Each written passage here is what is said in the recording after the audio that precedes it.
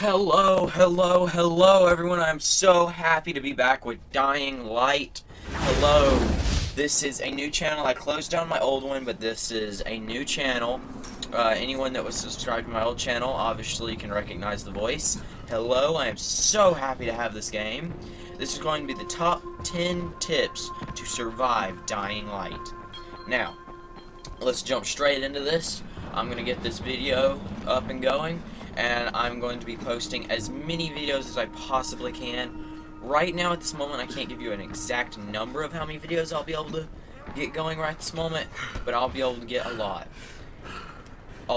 And I mean that I might not be able to do one every day, but I'll probably be able to do one every 2-3 days.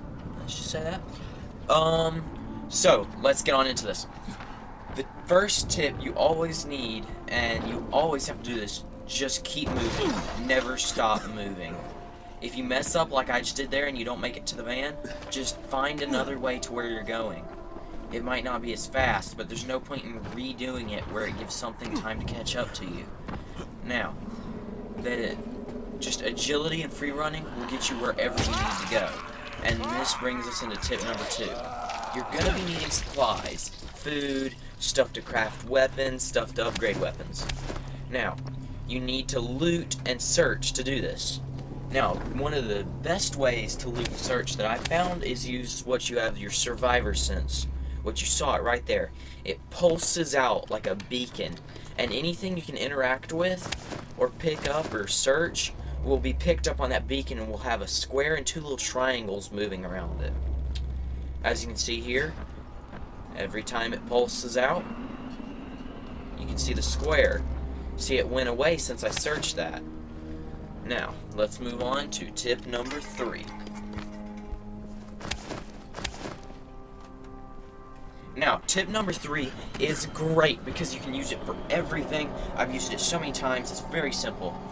It's just using your environment to your advantage. Like here, if there's all those zombies at the end of the street and I need to lure them down there, I can just hit that explosive and then it'll blow up the gas canister.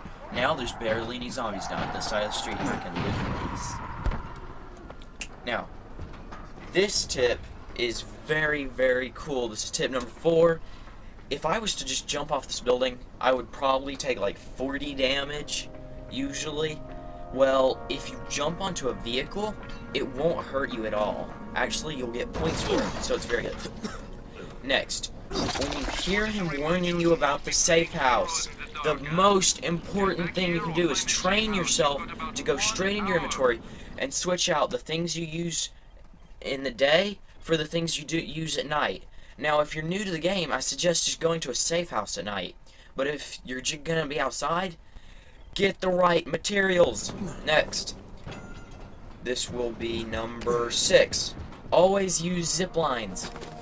A volatile can't run as fast as a zip line. It doesn't get simpler than that. They're awesome to use. They're great. Just use the zip line. Next up, safe houses. Safe houses are great because every time you die, you respawn in one. The little green things on the map that you're seeing, the little houses, those are safe houses. So every time you die or fail a mission, you're going to spawn back at one. To clear the safe house, what you have to do is close a door. Sometimes it'll be a bookshelf slid from a door, or it'll just be a metal door like this one. You need to close it. Then, you need to come in and chop zombie heads off till the safe house is clear. Once you've done that and killed all the zombies in there, there will be a small box like this you'll find somewhere. And you have to flip the lever on it, and then the lights come on. Now, next up, you always need med packs. No matter what, in Dying Light, the worst thing you can do is find yourself without a med kit. Now, from my own experience, the last thing you want to do is have 5% health, 15 zombies chasing you, and find out you need to stop and craft one. Because believe me, you won't do it in time. Just have tons of med packs on hand. Next up, at night, agility and power points are doubled. So, as you can see, when I'm running at the top left side, when usually during the day when I'd be getting 7 agility points, it's giving me 14, or when I get 20, I'm getting 40.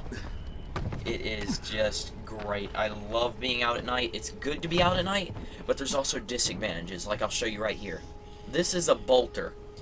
Now, bolters are very good because if you collect the tissue from them, then you can lace your weapons with it, and it'll give your weapons a small poison attribute. But as you can see, I had to abandon the chase of that volatile because you can see on my mini-map, multiple volatiles started chasing me. I meant to say bolter. And there I was using my environment again. I used the light trap.